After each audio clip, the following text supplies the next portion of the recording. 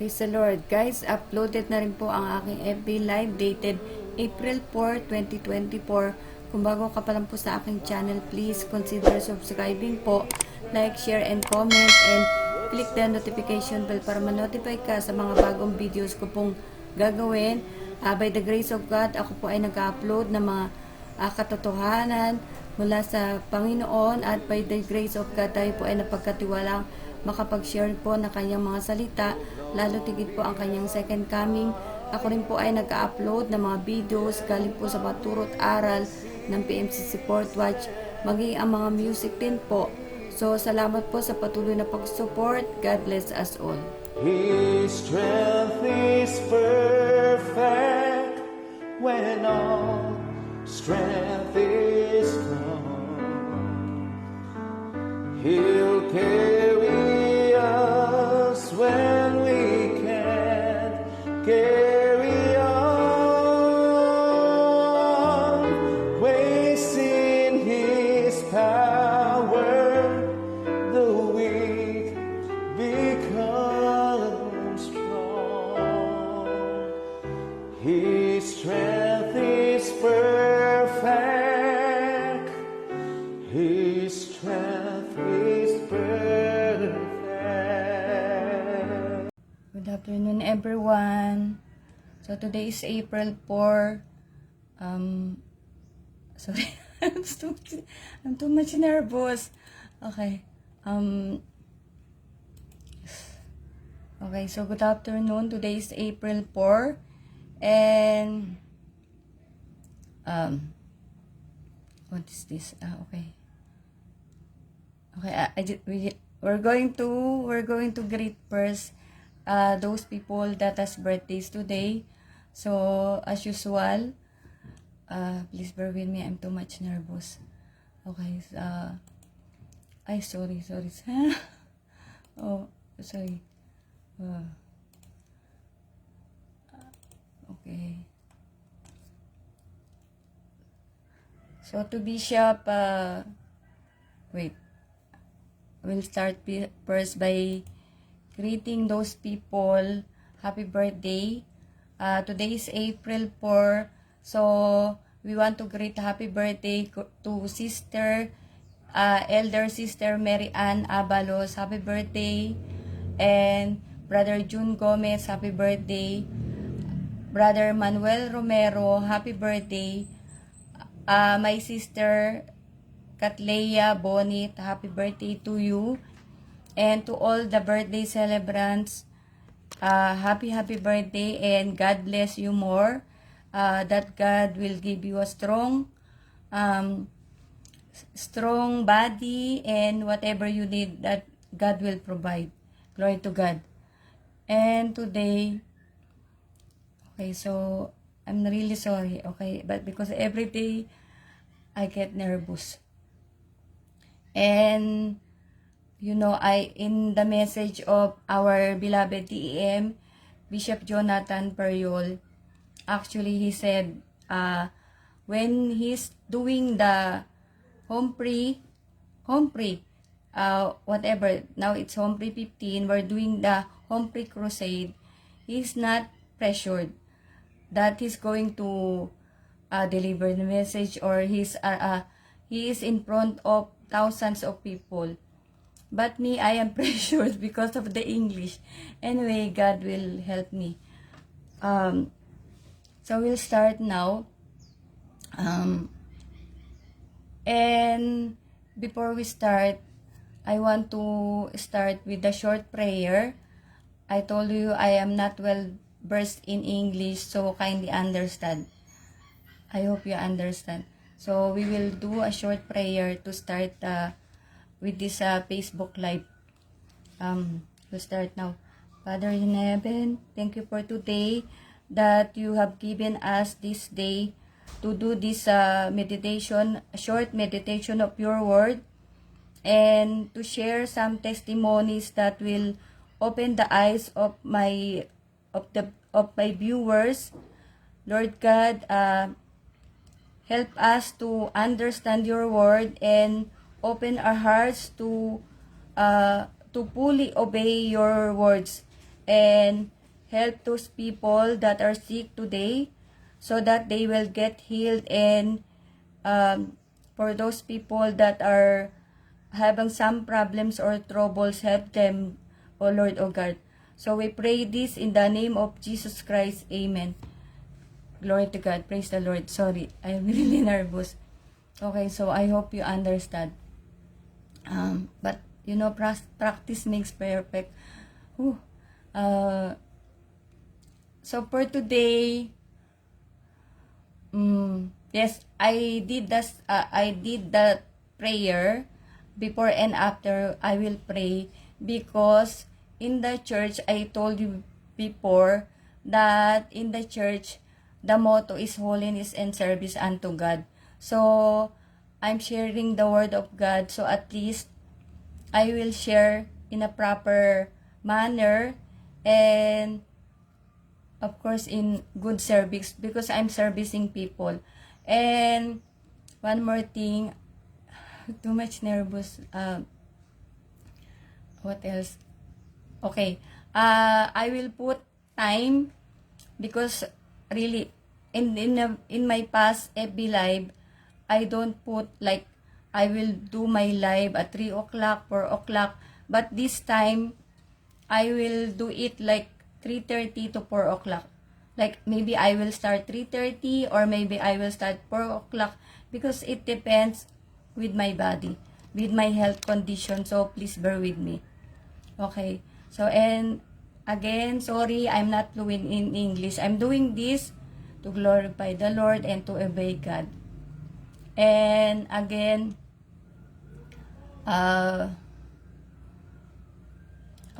okay, we created already. Happy birthday. Thank you for those people who are sharing my videos, likes, and my reels. Thank you so much. Today, I want to tell you also that for sometimes, or maybe most of the time, I will not, maybe you will not see me, I will not comment, or because a while ago I'm doing the heart, and I noticed that it's also difficult. So from my heart, I appreciated that, like especially those because yesterday I posted like, please pray for me.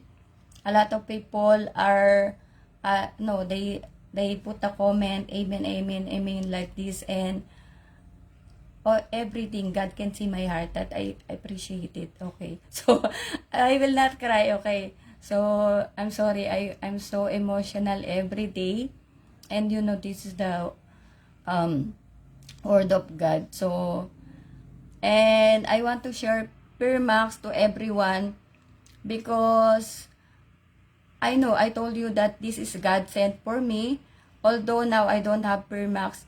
And because just I think yesterday I spoke to someone which is the same person I offered the Permax because I know that it can help people. So because sometimes because of our situation, we have our insurance, company insurance, we have the money. So you know, some people, they will not listen, or it's okay because for me it's okay. I'm just sharing what I know. But unfortunately, the same person I offered the Permax, she told me that she has this serious illness, but she's done with the chemotherapy, and she told me that maybe she's on the process of healing now. And you know, when you're doing the chemotherapy, you become bald. So she said that maybe in few months, days like this, maybe her hair will grow again. But the thing is, you know, while I'm sad because at least if you will try, you don't have to go on the process of doing the chemotherapy. There's no harm in trying, and you know, you will not come to know unless you try. So that's my point of view. I'm not pushing Permax because I'm doing the sales or there's some money in Permax. I'm doing that, I told you, to help the people. So, I'm too much nervous. Okay. So, shout out to Jody Guzman. This is my classmate. And Sister Andrea Florento Anguscia. Thank you for watching. And to all the people who's watching right now, thank you so much. So, I have some problem for the heart. Maybe it will become worse because of this nervous. But God is there. So, God will help me. Okay. Uh, I will follow my outline as I told you. Otherwise, I will become speechless. Okay. So,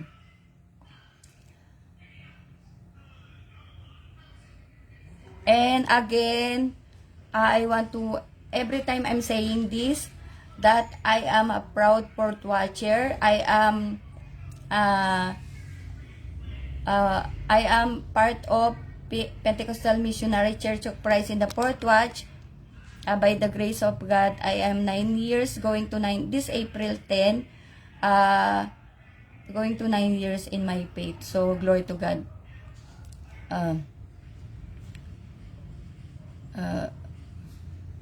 By the way, I am a member. So, that's why I told you, don't expect too much on me.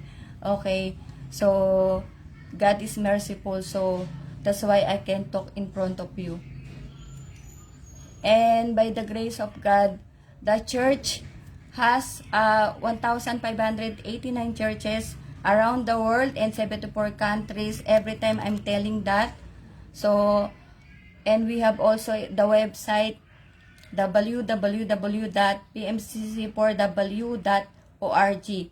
So, if you want to look for the church near in your place, you can check that website. You can message me, and you can check in Facebook.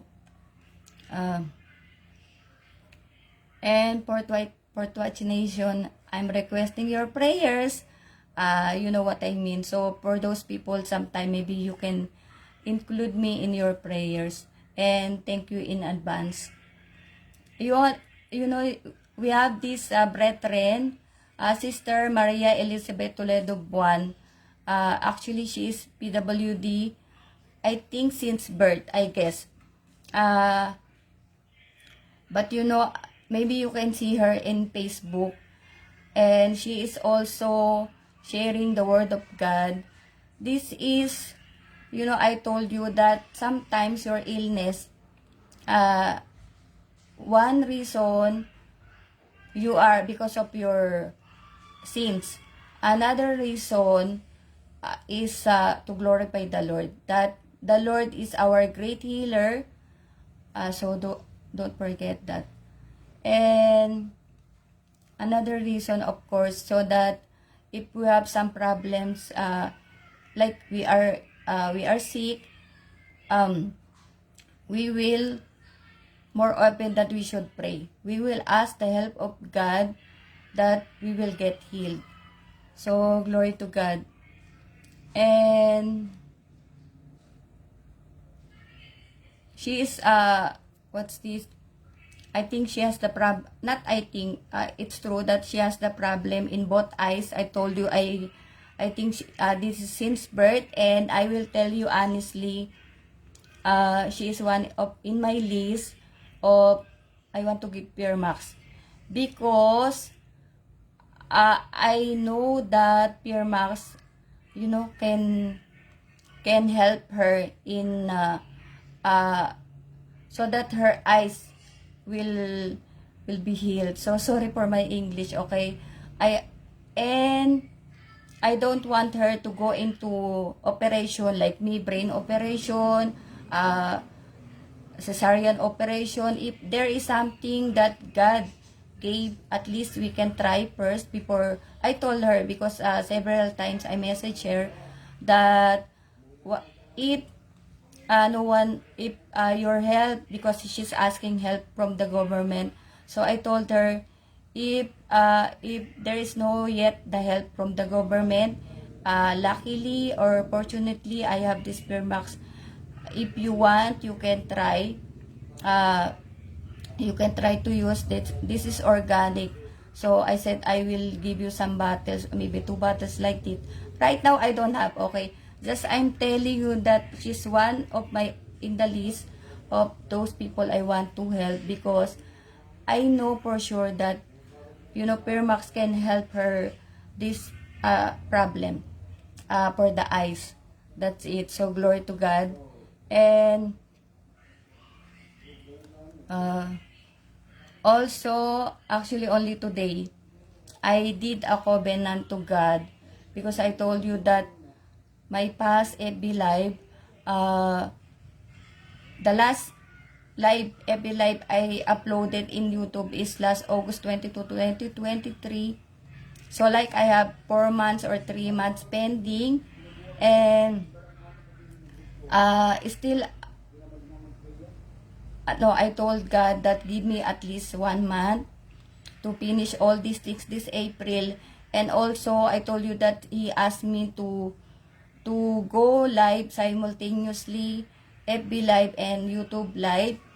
So I asked someone regarding that one, because I'm not a technical person. So I'm waiting also for his message, but already I checked in YouTube, but still I'm waiting for his message, because I told you I'm not a technical person, and it's not easy for me to understand something, especially those like editing like this. It will take some time, so it's better, but I will try also the one I saw in YouTube. But I ask God at least give me 5 days or 3 to 5 days to do those things. So at least like we have a promise to God, so you have to do your promise. Glory to God. Actually today it's too much hot, like we are in the oven, so that's why so to those people in here in the Philippines, I'm advising to drink more water every day, because it's really dangerous. So please drink water. And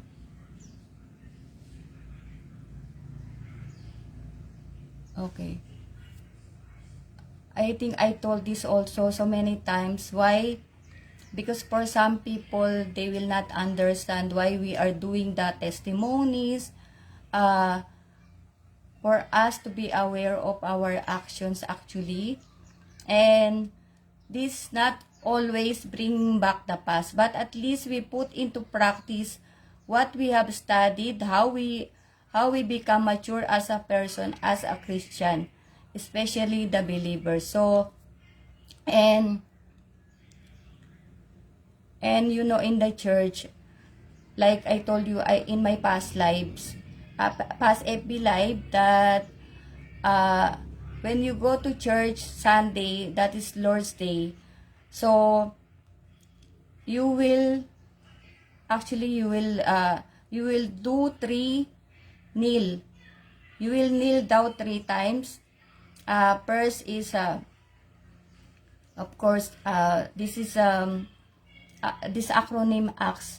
So ACTS is, sorry, I'm too much nervous. Adoration, and then C is for confession, and then T is for thanksgiving, and then S is for supplication. So the first kneel, you have to adore God, and then the second kneel, you have to adore God and kneel like this, and then second kneel, confession, and then the third supplication. So supplication, whereas you will of course, you will ask, thank the Lord, and ask whatever you need. That is, I will not elaborate much. Otherwise, I will be, uh, I will be, you know, I cannot, I'm not fluent in English, so forgive me for that one. And anyways, that is self-explanatory. Uh, and, where am I? Yeah, another thing, there is one. I said that for some people, I know you hardly understand me, what I'm talking about. Okay, so, and why? I also explained this in my past FB Live, that I didn't write there is three things God does to those who are baptized. Okay, so I will not elaborate more on this because already I explained this one. First, they will be forgiven of their sins. Second, they will be given the gift of the Holy Spirit. And third, they will be added to the church. So, why some people cannot understand me? Because they don't have the Holy Spirit. That's the reason why. I already explained that before.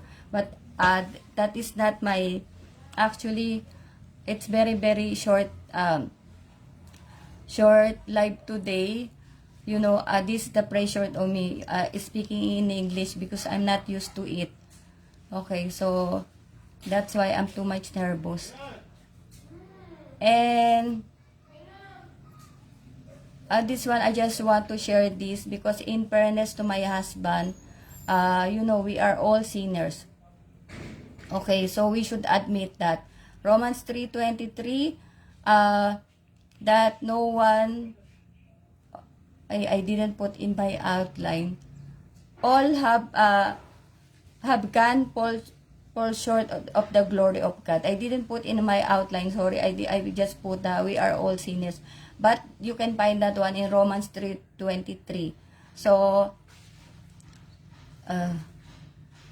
I will not tell everything, all the cross He has given me. But as I have also to Him, but with God, we are all accepted. So, we are all sinners, as I told you. And, there was a time before, my husband told me, let me just, cite some stories. Because I have only 2 verses. I told you this is a short life. And, okay, so, there was a time before my husband told me, when we are not yet married, he told me, because you are too much talkative, this will bring you into trouble. So, it happened. Because I easily trust people. Especially in Dubai, that I always talk about my problem, my money issue, like this. That's why, I share to so many people, I share my problems. That's why, when something happened, I'm always the culprit. So, this is the thing that he told me, because you are too much talkative, it will lead you into trouble. And that's true. And another thing, in fairness to him, when he read the message from his brother, I told you yesterday that there is one family vacation. I was not included. Actually, he's quite sad. And we were in one conversation. He is looking at me like, angry. We were in one conversation. His face is very angry. He told me, I told you exercise more. So that, you know what he means? So that I will be with in that family gathering or vacation. But in my mind, he doesn't understand how it feels to have this stroke. How can I explain to him unless you are in my shoes? So that's it. But I know in his heart that he is quite sad because I'm not included in the list of those people who will have the vacation. I know that. So, And this one, my sister-in-law, the wife of my Kuya Alan, actually she told me that because I told you I have a house in Laguna and only few things are there. So she told me, your husband is still good because he didn't take anything in your house. He just took the, when they left the house, when my mother told him that you go to your province, you go back to your province, he didn't take much of the things. He took only his clothes and my two children's clothes. That's it. That's why my sister-in-law told me he still has a good heart. Of course, I said yes, I know him. Of course, we are together for like 2 decades now, so at least we know each other. We are like as it was said, when you call that, no, but we know when we fight, like how you will amuin. Sorry, from time to time I will speak in Tagalog because it's really hard. So he is the one also. I told everything I'm telling this here, I told already in my past life. He is the one also whom I have never seen, I told in my life, whom I have never seen went to church. We were together for some decades now and never in my entire life I saw him go to church. Even Catholic church, whatever church, he didn't go. And even PMC Support Watch, of course, that more. But one day, I know that God will open that door that is closed. Because I told also before, like, the AM Bishop Jonathan, he told in the message that whenever there is you have some family member that is not yet, you cannot bring in the church, so meaning that door is closed, just be patient to open that door. So yeah, that's, sorry, okay, that's, I'm waiting that that door will be open. And not only to him.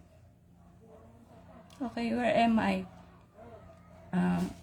Not only to him, to the people, members of the family that, of course, we want them to receive salvation. Okay, I'm here.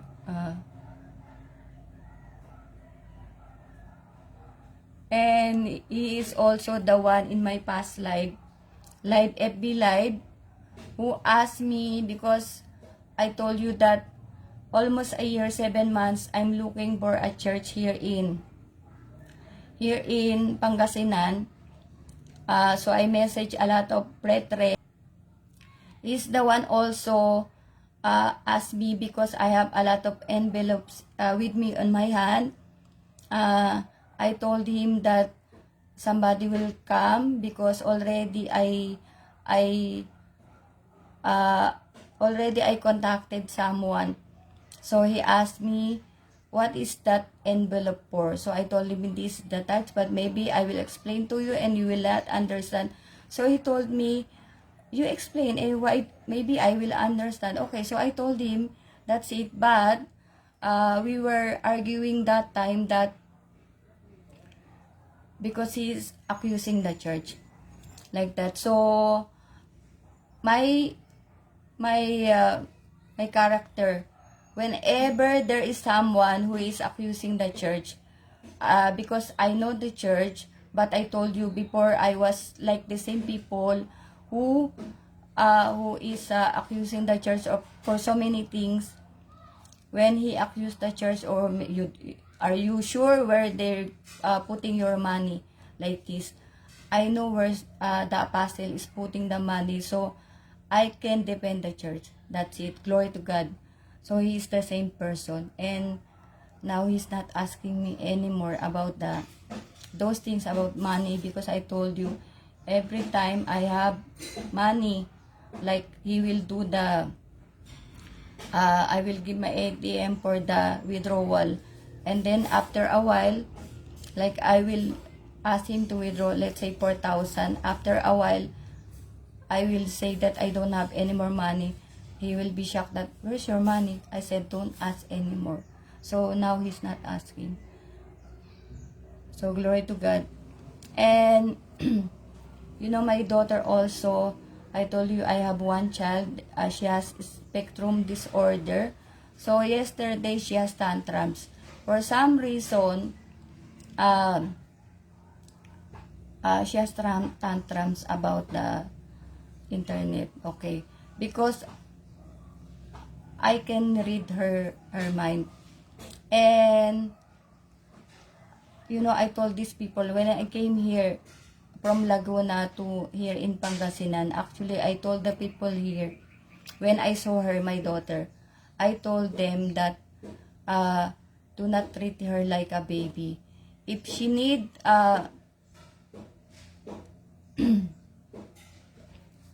what's this?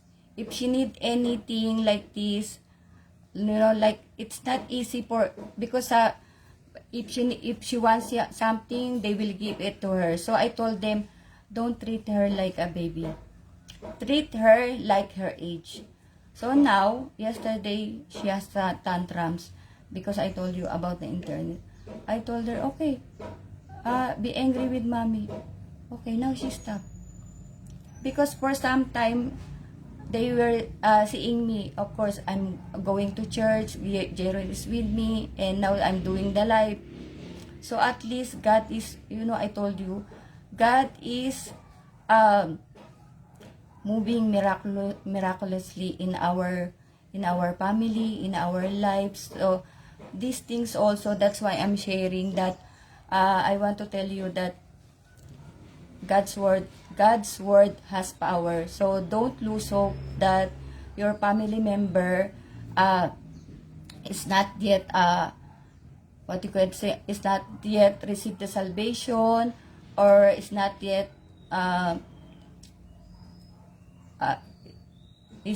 serving the Lord. So just don't lose patience, be patient, and don't lose hope, because like me, so first, like now I'm 9 years in the faith, and since then 2015 I was in the church. From that time I'm praying that my whole family will receive the salvation. Up to this time, I'm not losing hope. So that's why for those people watching this live, don't lose hope and continue praying for your loved ones. And as the Bishop Jonathan says, this door is closed, one day it will be open. To God be the glory. So okay, sorry. I am too much past because my outline. Anyway, I told already the 3 things God does to those who are baptized. And I told you I will not repeat. And what's this? One more thing. Sorry. This, there is one in Acts 1:8. Yesterday I read that verse. I will read it again, you know, because it's written here, even you are not baptized, if you don't have the Holy Spirit, you cannot do anything. That's the thing. That's why for those people who cannot understand me, you don't have Holy Spirit because you are not yet baptized. And Acts 1:8 again, this up, sorry, so please bear with me. But you will receive power when the Holy Spirit comes on you, and you will be my witnesses in Jerusalem and in all Judea and Samaria and to the ends of the earth. So, and how you will receive that Holy Spirit, Romans 10:17, by hearing and hearing the word of God. Because the word of God will sanctify you. The word of God will change you. If you have a stone heart, then, you know, your heart will be softened. Okay.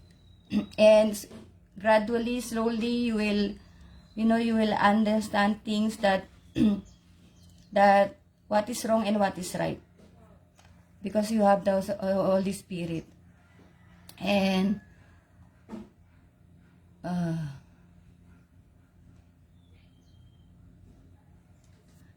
also, if you happen to watch that video I shared, that one by Bishop Jonathan Periol, he mentioned about discipleship.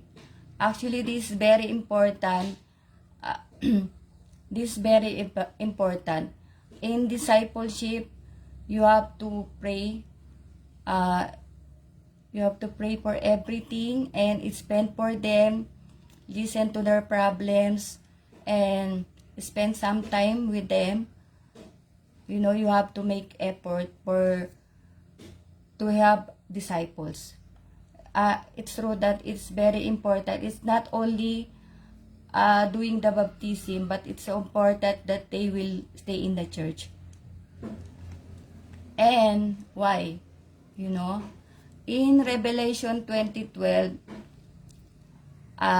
it says here, "And I saw the dead, great and small, standing before the throne, and books were opened. Another book was opened, which is the book of life. The dead were judged according to what they had done, as recorded in the books." So, it says there that books were opened. Another book was opened. The books that was opened, actually all the things that we did on this earth, everything was recorded. So that were the books. As per the Holy Spirit that was from the Lord. So, because I told you, I'm not a Bible student. I did only what I have studied, all the messages that that is in the church. So, that was given to me. Okay, so all those things that you did, I told you, someone is seeing us. Okay, so everything was recorded. So you cannot hide anything. And another book, that is the book of life. So, in the church, we thank the Lord by the grace of God. I don't know in other churches. Because in the church, we have this book of life. So, when you finish the baptism, they will put your details, your name, your address, your mobile, the one who contacted you, the one who baptized you, but the one who baptized you. So it's not your problem anymore, because that is the book of life here on earth. There is another book of life in heaven. So of course your name should be there. That's why when you go to the church, although the church people, the staff already trained by that there's a, although in some case, I told you that when Jaron got baptized, they forgot. So it's not intentional, but it's because there's a lot of work in the church, and I told you that also that we are not perfect. Everybody is committing mistakes. So at that time, thank God that I noticed that they didn't put the name of, they didn't ask for Jaron's mobile number, birthday. So I asked our beloved Pastor Milene, and she said, "Oh, I'm sorry, we forgot." So they will write your details there when you go to church, and this is the book of life here on earth, and praise God, we have the book of life in heaven. And your name should be there written. Otherwise, maybe your name in the other books. Okay, so I don't want to say that. I'm just joking. Shout out to Sister Jessa Cornelio de Cenerio. And I will not do the exhortation from that verse because it's it's very self-explanatory also, but the real explanation of that is the books that was mentioned there. That was the things that you did on earth. So all those recorded like this. So that's why it's books. It's written books with S. And another book, that's Book of Life. Okay. So there's no more exhortation. And another verse, I think I will finish here. Where's the pressure? English. Anyways, Revelation 3:5. The one who is victorious will anyway, this the one written there, will like them be dressed in white. I will never blot out the name of that person from the book of life, but will acknowledge that name before my Father and his angels. Praise the Lord.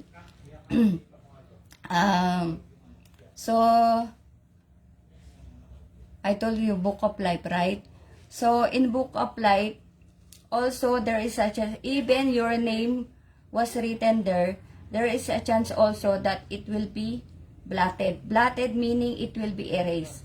Okay. And of course, how it's going to be erased? How you will serve the Lord, you know, is the same that your name will be stay there. Like if you were serving faithfully, your name will stay. But if you're serving like okay, today I want to go to church, and then tomorrow I don't feel like going to church, I feel sick. That's it.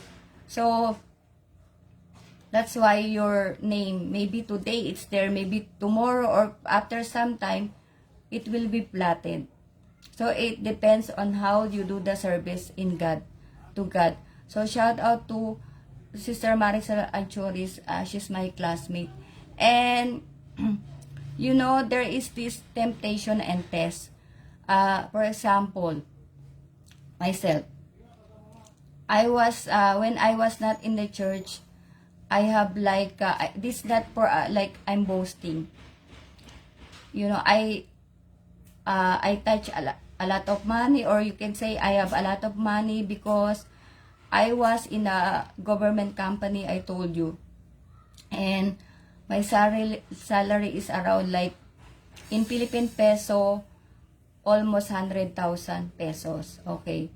And at that time I told you, I don't know this Matthew 6:33, seek ye first, okay? And then I came, not only Matthew 6:33, I was not in the church, so you know, I'm not doing the commandment of God, everything. Whatever I'm used to do, then I'm doing it. And then came this fourth watch.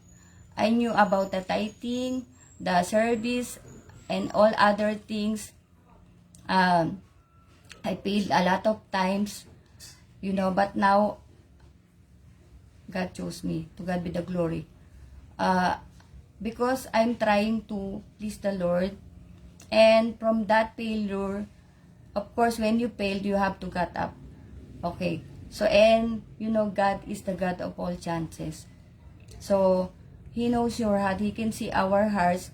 Even you failed, maybe 1 time, 2 times, 3 times, until God is giving us the chances, and until this time that she's not coming yet, so He's still giving us the chance to be faithful, to be perfect, to do what is best for Him. And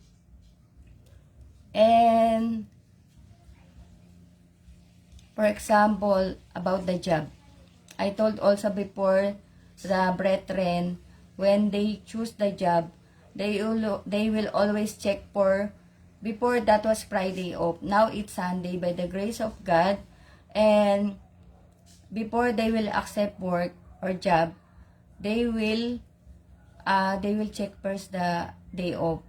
So but for some people, they don't care about the day off because they care about the salary. Okay. So, and because you know Sunday is Lord's Day, it should be for the Lord, because Sunday, it's written also in, it is not in my outline because I told you that maybe 1 or 2 verses I'm sharing every day, okay, so that it will not too much pressure on me. But it is also in the Bible that 6 days is for us. So 1 day it's for the Lord. Okay, 1 day it's 24 hours. And like for the Sunday, Lord's Day, we have like 1.5 hours for the worship and then evangelistic. When you sum it up, we have the Bible study, we have the prayer meeting, we have the evangelistic meeting, we have the plaque meeting, and we have this personal evangelism. When you sum it up, at least maybe it will not come up as 24 hours, but at least God knows your heart.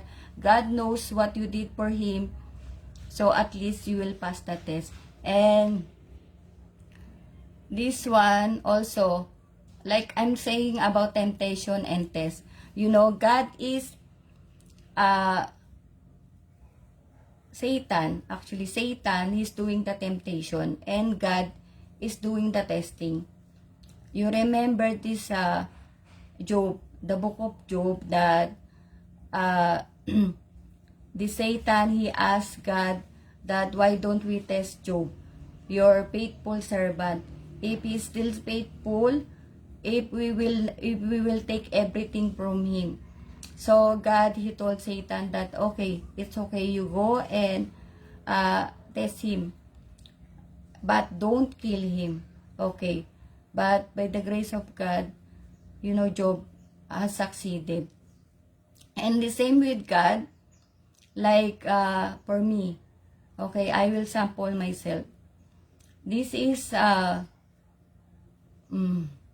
test I told you, right? I went to jail. So this is the test from God, that if I will put Veronica in jail, okay, I will check if she will still worship me. But praised be the Lord, because I told you that in jail, I've done this preaching. So, to God be the glory. And, of course, because my thinking is, if I will leave the church, where will I go? Same thing for the other brethren. For some people also I knew, I will tell them that, and some, the pastors, the apostle, and Arsenio Tanperiol, of course, from him, they get a message, bishop, like this. So, if you will leave the church, where you will go, you know, and if you will leave the church, as if, you know, as if you, like, for example, there's one good food, like you know, you make tampo for the food. Okay, so, sorry, same like that. I told you from time to time I will speak in Tagalog. This one, God requested me to speak in English every day doing the live. Actually, I told you, that's why I said yesterday that I have a lot of excuses to God, that, oh God, there is a caption I could do. Oh, I can transfer this this live going to YouTube, and then I will put caption. But God doesn't want that. And why? Because He chose me, because He knows that I can speak English, even if what you call that bara-bara-bay, like this, you know, not fluent. He knows that at least I can speak English. And also in the Bible, we know that for some people who read the Bible, who is reading the Bible, that since birth, we are not yet in the womb of our mother, God knew us already. So, He knows already that, oh, this Veronica, she will do this, she can do this, like this, like this. And for you also, for those people who are watching right now, God knew us. God knows our weaknesses. God knows our, you know, all the things, our character. And another thing, for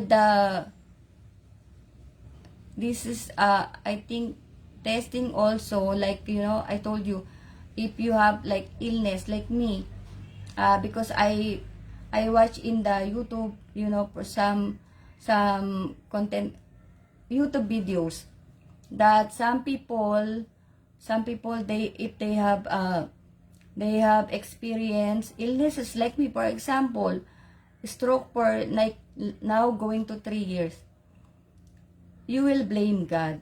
But I told you actually before, long time that I'm not blaming God, because we are the one who is our bodies is the temple of God. So before we are totally perfect, I mean, like we are not sick, unless for those children that are born with some illnesses. So that is different thing, because maybe the mother, she took some medicine that will, that will hurt the baby. So that's another thing. So that's why this a test from God. So this one I'm going to do until the rapture, that I'm going to do the everyday live, YouTube and FB, and of course speaking in English. So if I will pass, of course, but it doesn't mean that I will not be included in the rapture. Okay, I just want to say that, God is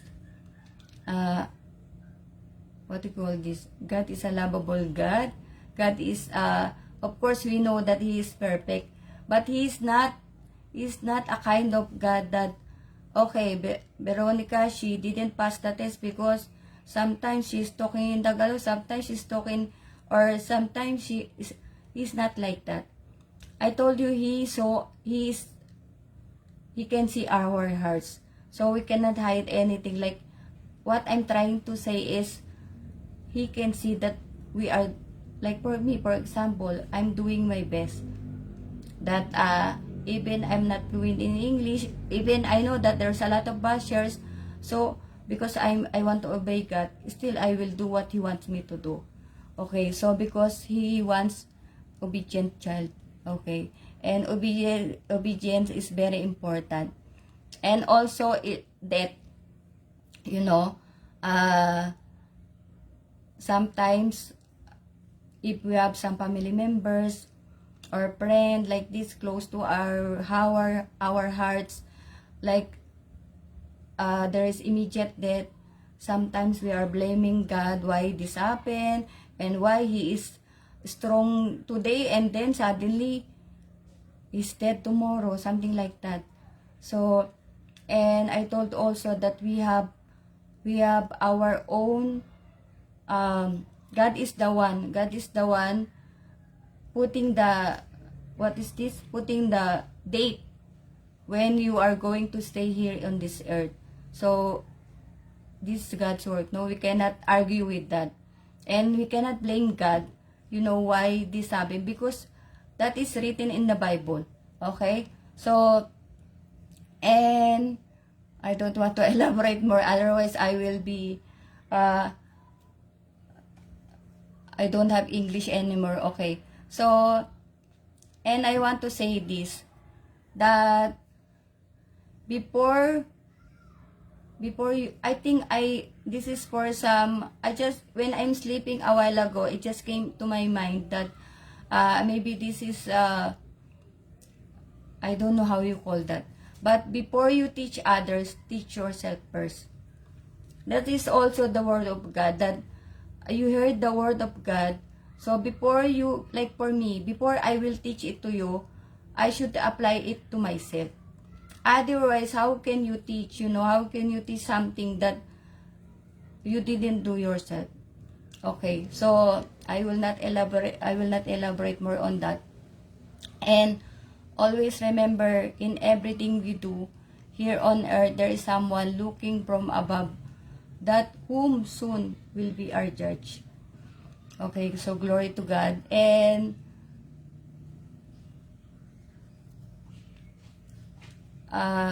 there's 2 more verses, but this is the common verses I'm saying. I don't know how much time I think, okay. A lot of people, I'm one of those risk taker. Risk taker, that especially in the business, that you will put a big amount of money in one business, and knowing one day it will fail. So yeah, knowing one day it will fail. So that's also risk for you, that like for example 100,000 you put in a business and you know one day it will fail. That is, you are a risk taker. And I'm also like that. I'm a risk taker. I told you, no, because I have some crypto like this. I also, before, I have this business and it failed also. And also when you go abroad, but there's no sure that there is job for you, like in UAE. No, like for me, I went there. I thought that there is something waiting for me. There is a job, but after a while, I knew that I am also a visit visa. So that's also a risk, but that one I don't know. Okay, so that you don't have sure job, but still you go, and then you sell your property and everything. So that's also a risk. Okay, but do you think if you accept God right now, you are, of course, you need to be still alive, okay? So, no one will accept God if they are dead already. You don't risk anything. Instead, you will gain everything. So, glory to God. And it says here in always, this verse always I'm saying, Hebrews 9:27, just as people are destined to die once, and after that, to face judgment. I told you, we know that we will be die once only. Once, not twice, not thrice, okay? And after that, judgment. That's why we, the church, by the grace of God, are, doing this evangelism for the salvation. That's the reason alone, because when you die, already there is judgment. That is Hebrew 9:27. And in Matthew 10:28, do not be afraid of those who kill the body but cannot kill the soul. Rather be afraid of the one who can destroy both soul and body in hell. Okay, so that's it for today. That I hope you have learned something on this live today. That God loves us so much. And I told so many times that God told me to hurry up. We know, all of us, we know that whatever is happening in our surroundings, this is not normal. This is the sign of the end times. And for us to be in the rapture, that is the, when God will take us in the blink of an eye, the blink of an eye, like this. Okay, God will take us on the air. Okay, for those people who are alive, but for those who are dead in Christ, they will be the one taken first. Okay, so while we are alive here on earth, I told you that, right? Sometimes we are risk takers. So in accepting God, you don't risk anything. Instead, you will gain everything. Yan. And I praise the Lord that, I am part of Pentecostal Missionary Church of Christ in the Fourth Watch, because I cannot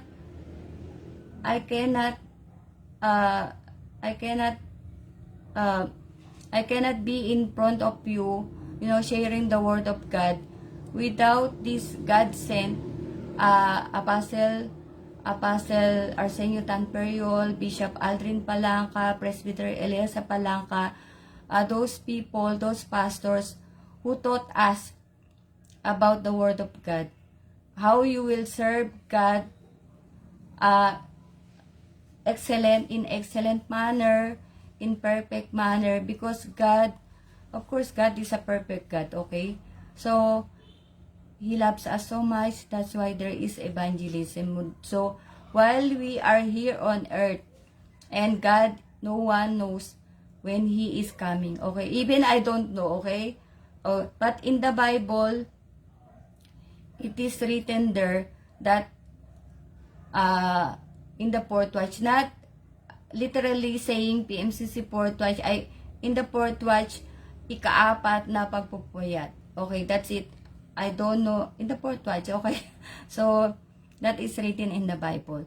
So, and for those people who watch my live today, okay, I several times I told this, that maybe you are watching the live because maybe God is talking to you in your hearts and He wants to say something to you, you know. Why don't we accept God? Because now He's giving us the time, and I said it's not on our pay, and it is not in the religion, in the church you will be saved, but in your faith.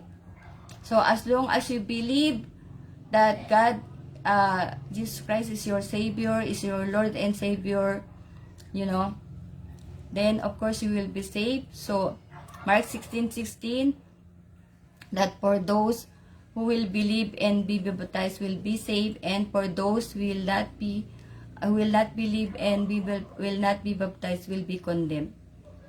Okay, so don't wait for that to happen, because no one knows when our Lord Jesus Christ will come except the Father. Okay, so even me, I don't know. Okay, that's why even me, I'm pushing myself to do the evangelism. Of course, I want my whole family, my friends, my relatives to receive salvation. And you will not lose anything in accepting God. I told you, you will lose your sins because your sins will be washed out.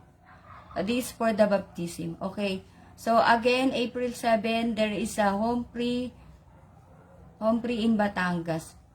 Okay, so in location we will share it also, so you can at least check, because all these things I'm sharing, how I knew about the Word of God, because we're the God sent who taught us about these teachings from the full gospel. The church, by the grace of God, we have the full gospel of Jesus Christ. So glory to God. And now we will do a short prayer. Again, sorry for my English, okay? Father God in heaven, thank you for today, that somehow you have enlightened us with your words and with the testimony that I have been shared to people. I hope that these viewers that we have today, that you will open their hearts, their minds, to receive the salvation also, and to know that you love everybody. And I hope that you continue to work on us. Your spirit will guide us every day of our lives. And we thank you today, Father God. We thank you in the name of Jesus Christ. Amen. Thank you.